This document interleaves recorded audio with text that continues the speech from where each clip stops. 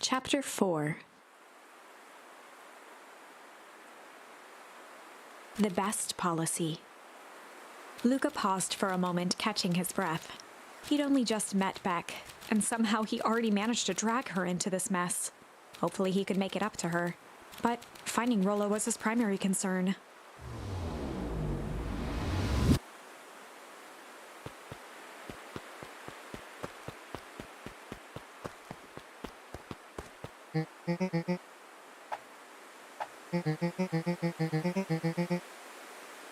Roxy and Fitz looked drained. It was clear they'd spent all day searching.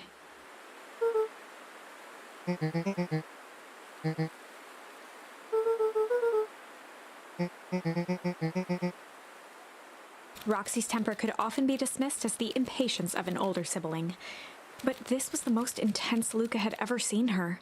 Her eyes were wild and unfocused, looking straight through Luca. In a torrent of rambled words and tears, Luca broke down.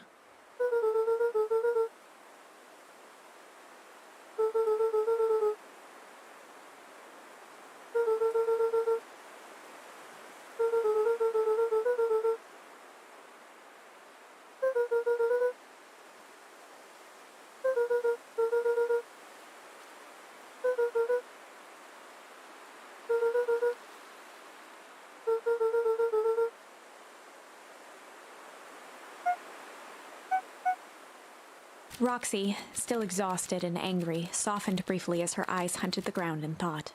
With a determined sigh, she looked up at Luca.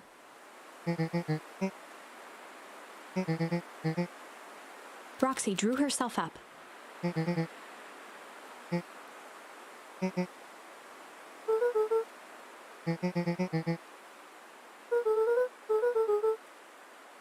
Roxy tried to think of the safest place to send Luca.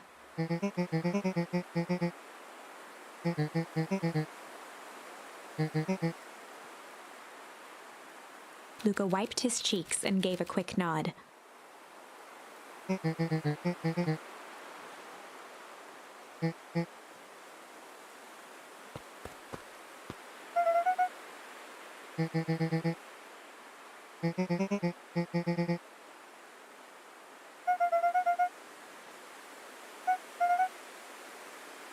Looking into the puddle, Roxy rubbed her arms to warm up.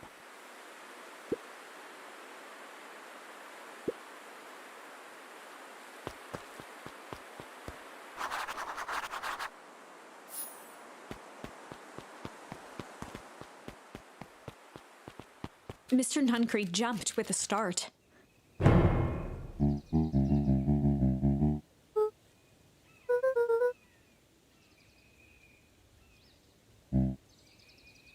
Luca motioned to the phone booth.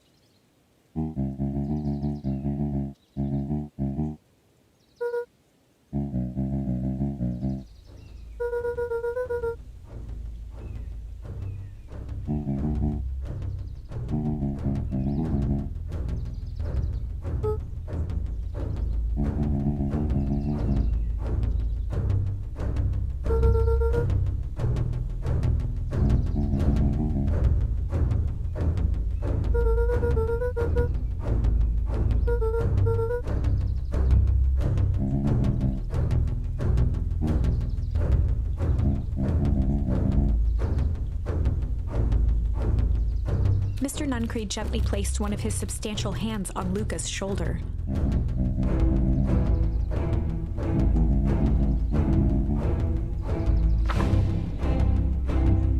Luca peered up at Mr. Nuncreed. Kind eyes warmed a stern face. There was a deeper emotion hiding beneath it all.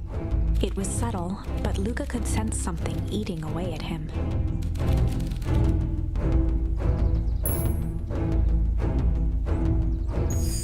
There was a shame lurking behind those eyes.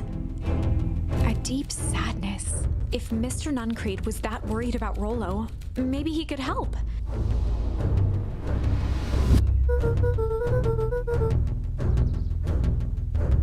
Mr. Nuncreed raised an eyebrow.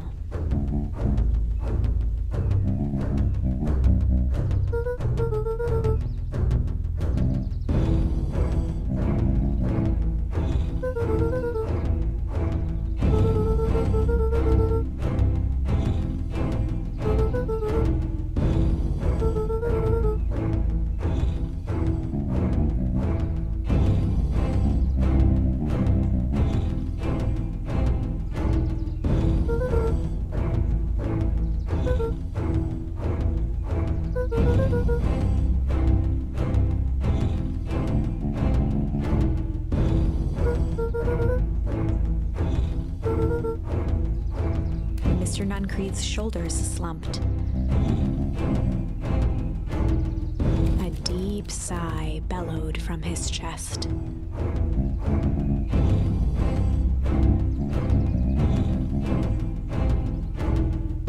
Luca attempted to take a step back, but Nuncreed's hand clamped down on his shoulder.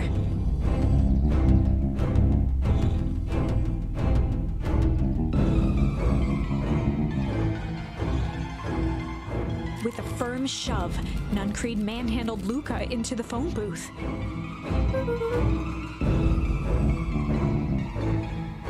The door latched shut with a mechanical hiss.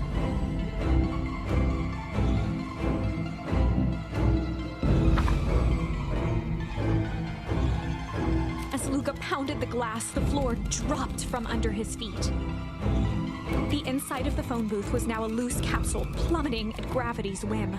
Luca winced and pressed his hands to the walls. As he braced for impact, the capsule hurried to a surprisingly smooth stop.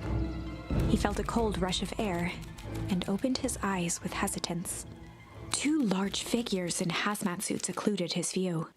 Luca heard the deep, resigned voice of Mr. Nuncreed over an intercom. He knows too much. The end. Wait. No. This isn't the end. I know there's still much more. Somehow this went wrong. Okay, let's try something else.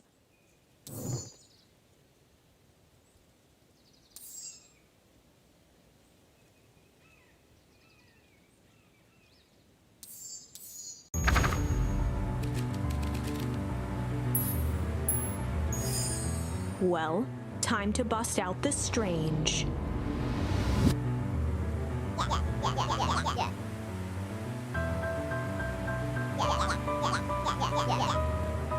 Beck stared in silence, the only sign of life being the twitch of an eye.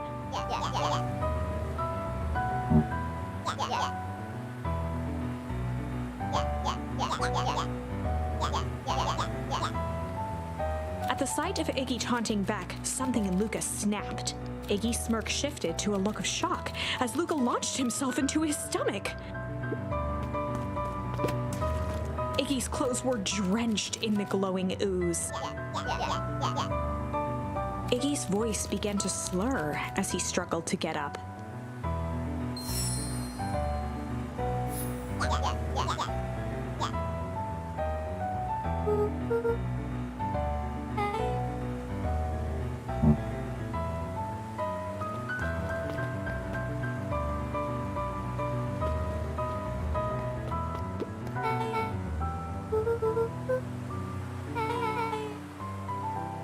The person at the warehouse, this strange ooze, and what it did to Iggy. Was Rollo caught up in all of this?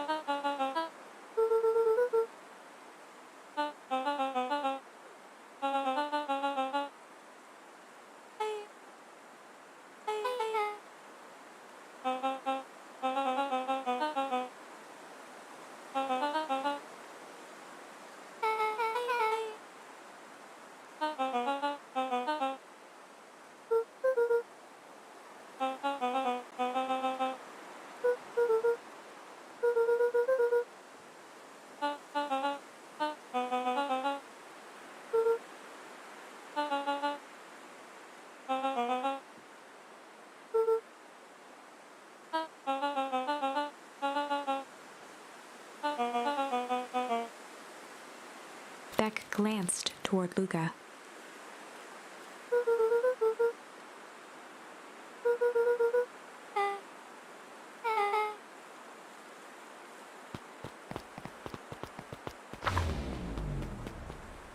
Rollo was safe. A wave of relief washed over Luca, which was quickly replaced by a sense of dread. Gran is going to kill me. If he hurried, he might just make it home before sundown. Chapter 4. Our harvest awaits. Luca took a deep breath and gingerly opened the door, steeling himself for Gran's wrath.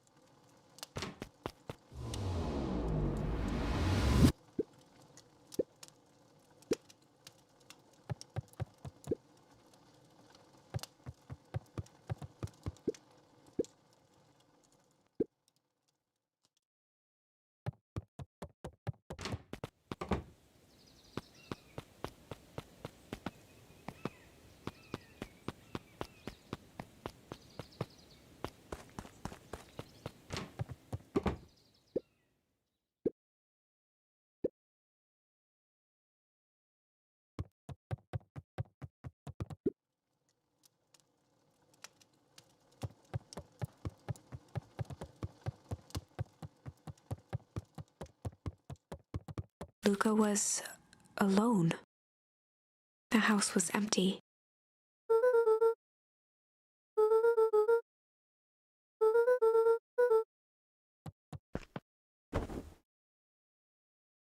Luca was sitting by the pond, listening to small waves lap against a rock. His father sat in a folding chair in front of him. Without turning, he spoke. "Why don't you grab me some nice bait?" "Sure thing, Dad." Luca hopped over to the tackle box and popped open the lid. Inside was a rolling, buzzing mass. "We're fishing with bees?" Luca's father gave a warm chuckle. "Well, you catch more fish with bees than honey." Luca closed his eyes and plucked out a bee. He could feel its wings struggle between his finger and thumb. Holding it at arm's length, he hurried over. His father deftly baited the hook and examined his work. "Interesting choice." With a practiced flick of the wrist, the line buzzed in a graceful arc. The water accepted it without a splash or ripple. The wrong choice. But I respect it. The pond began to freeze over. Sometimes we gotta make the wrong choice before we can make it right. Pallid ice propagated across the still surface with an alarming speed. Luca scrambled back as the ground beneath him turned cold. "Dad, I don't understand." "Sorry, kiddo. Understanding isn't always part of the deal." The relentless ice shot through the fishing line toward his father. "Dad, look out!" His father casually wound the reel. "None of it's your fault, you know. Never was." "Dad, we have to go." Luca grabbed his father's shoulders, trying to pull him away. "Please, you have to run."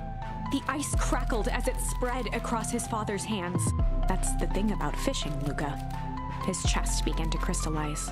You toss your hook in, and you never know what you're gonna pull out. A shock of searing cold ran up Luca's arms. He gave one last desperate tug. The chair tipped backwards in a single frozen mass. Luca tried to stop the momentum, but it was too late.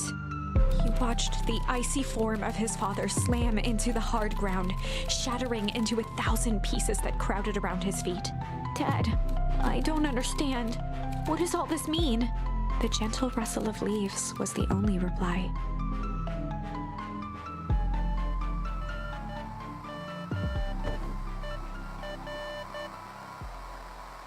Luca's eyes struggled to focus on the walkie-talkie.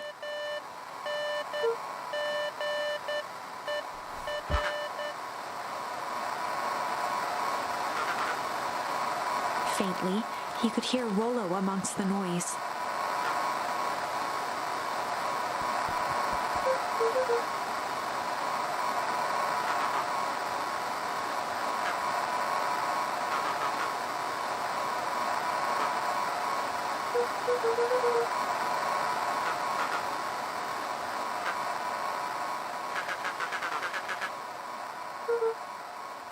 Rollo's voice was coming through more clearly now.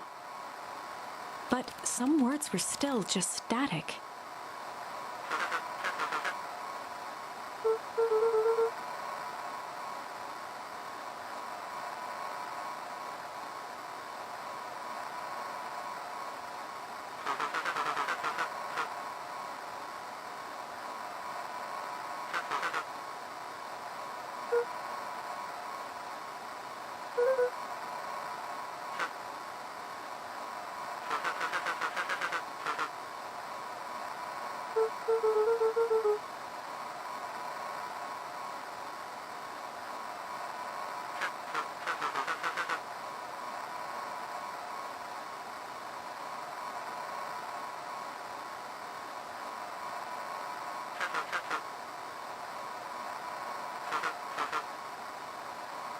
The signal went silent.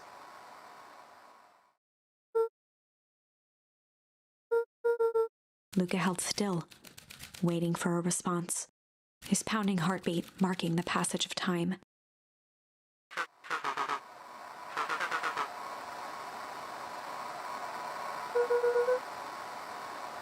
Lolo's voice began to fade.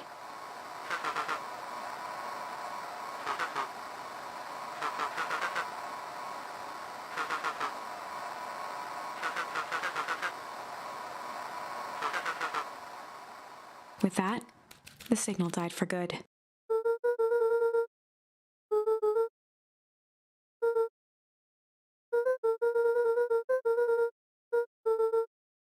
Luca grabbed the walkie-talkie and sprinted to the treehouse.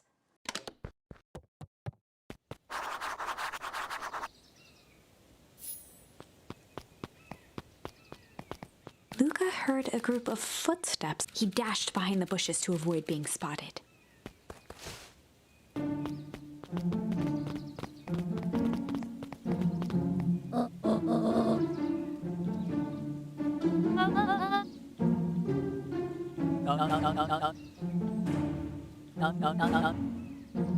Mr. Tolliver paused, shifting his eyes to one side.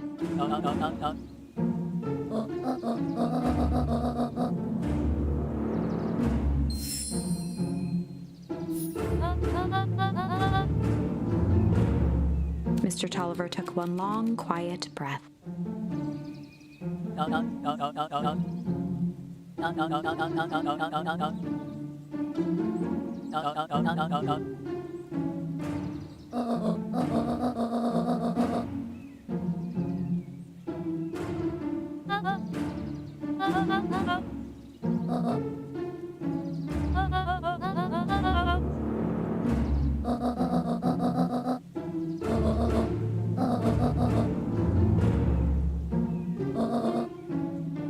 The three shared a determined look.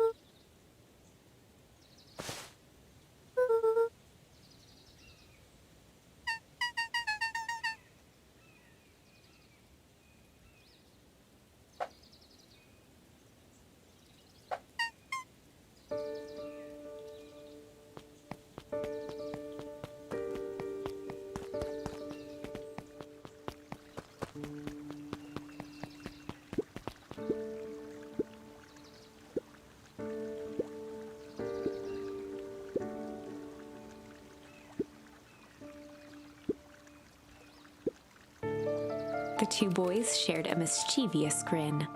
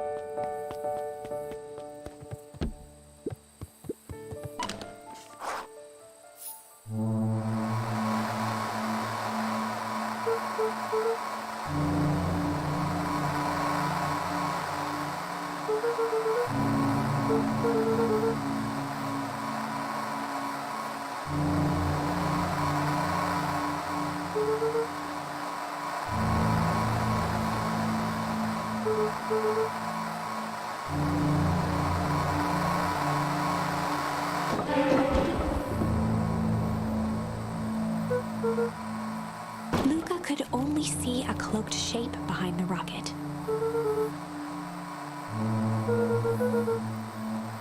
He strained to hear as a muffled voice began.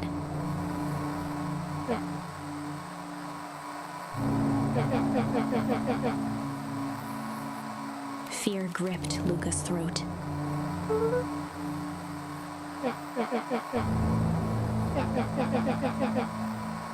Luca stared at the ground for a moment, trying to place the dampened voice.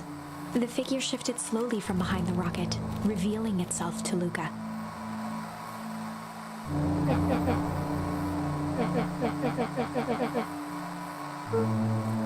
Luca reached over empathetically. Iggy's tone jolted to dejected anger.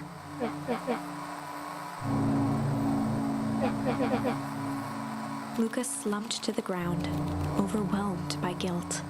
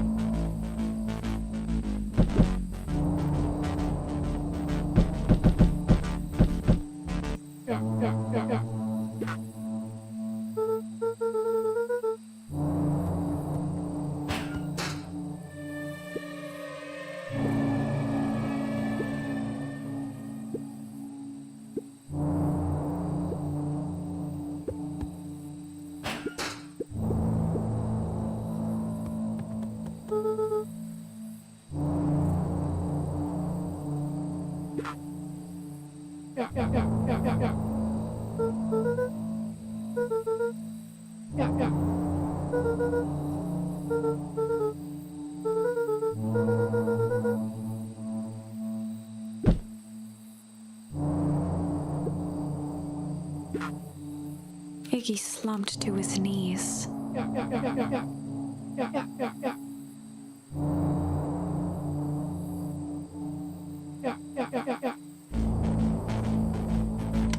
Luca grabbed the walkie-talkie and headed for the window.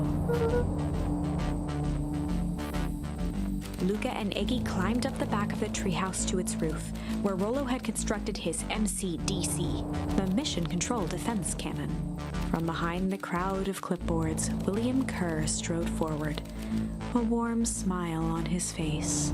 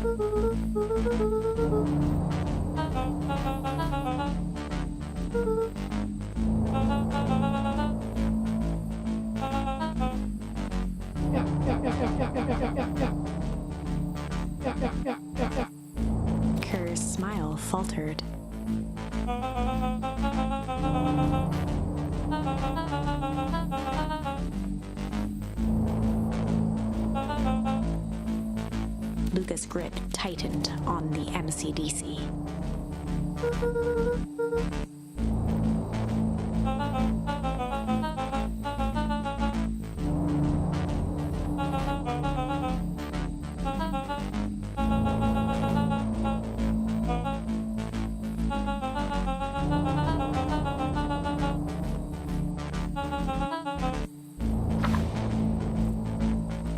Luca's mind raced. He was caught in a trap.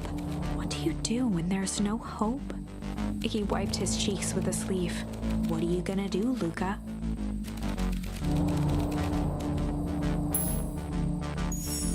Luca drew himself up and decided to take the only option they had left.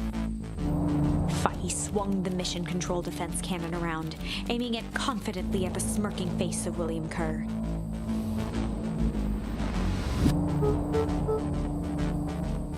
Luca summoned his most insolent demeanor.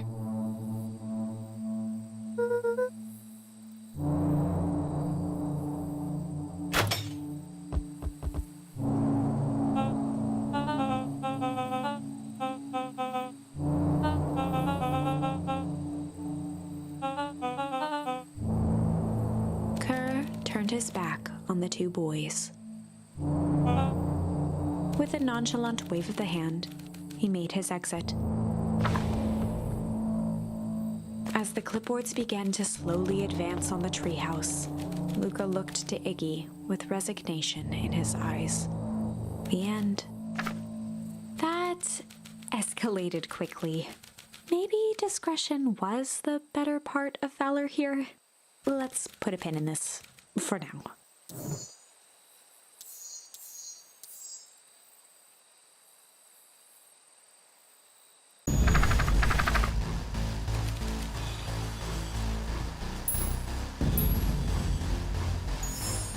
This is a story about struggle. Luca could hear a machine humming somewhere nearby. He felt around wildly, searching for something, anything that could help. His hands found a hard object, maybe a tile?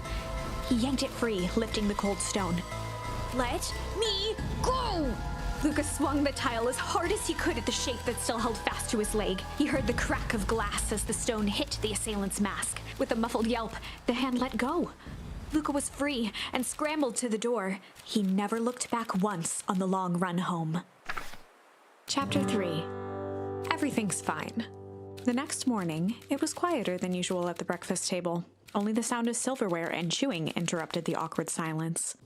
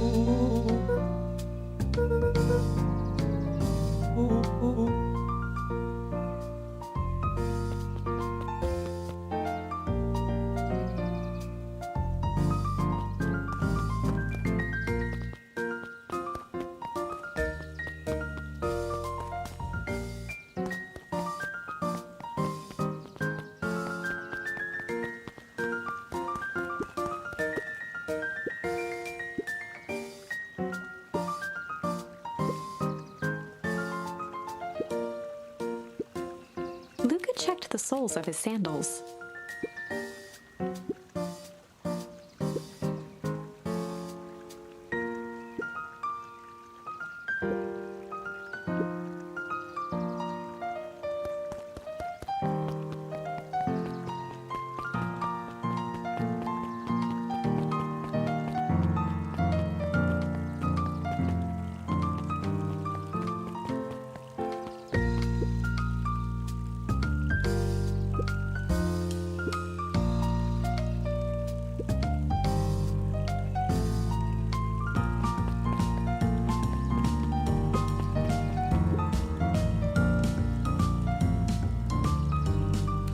Valentine, oldest of Sharper Valentine's children, and heir to the Valentine fortune, had a way of making questions seem like demands. Mr. Wilder had learned to assume that if he was hearing from Eris, it was because she had taken issue with something he had put in the paper.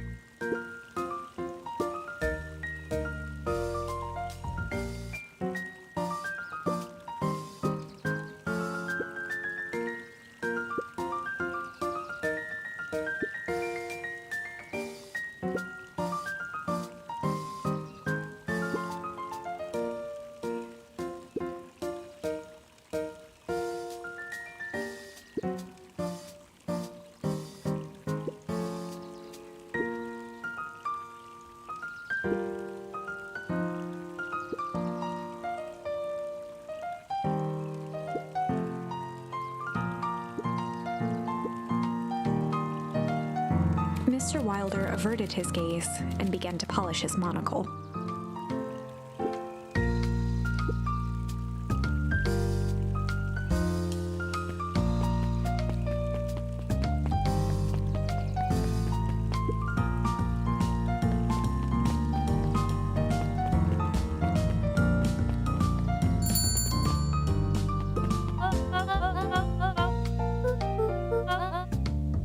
She leaned forward and pinched Luca's cheek.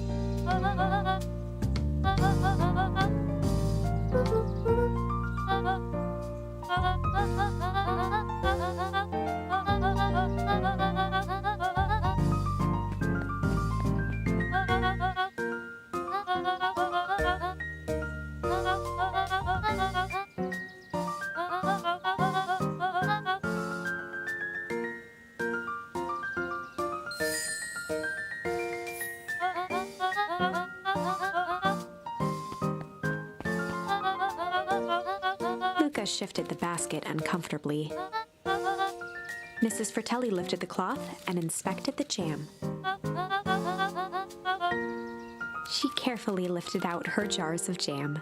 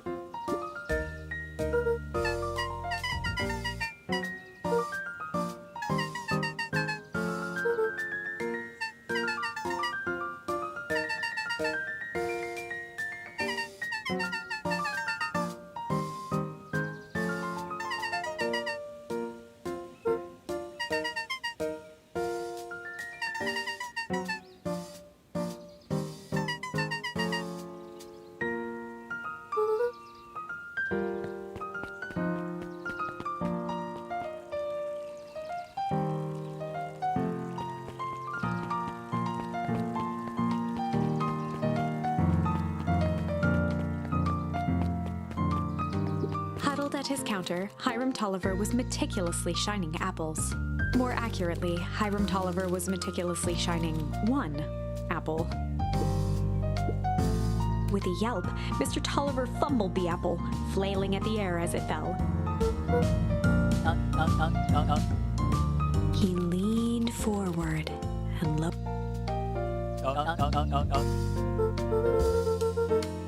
He leaned in a bit further.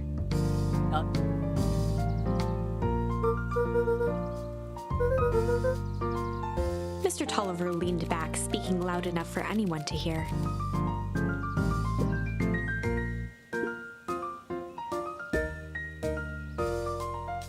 He reached forward and snapped up the jars of jam, giving Luca a little wink.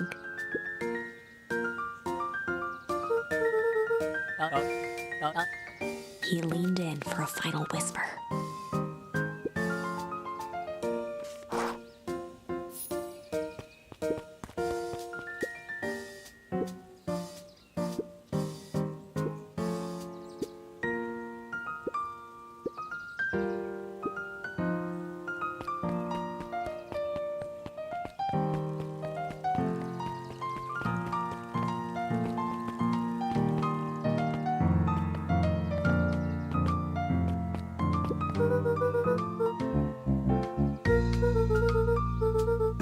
Mr. Nuncreed eyed Luca for a moment, then nodded in agreement.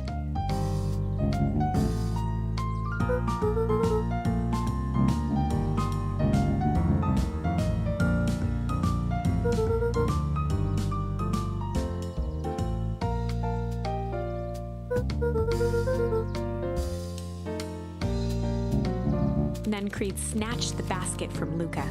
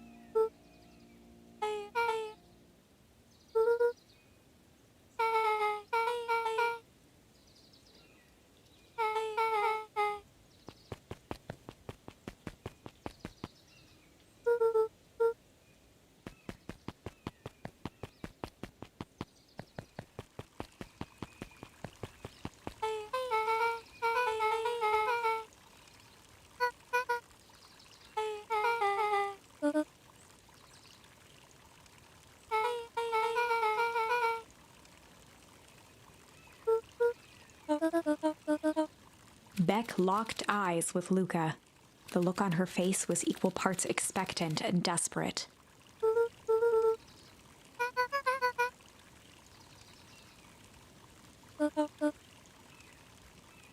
Beck gave Luca a quick nudge.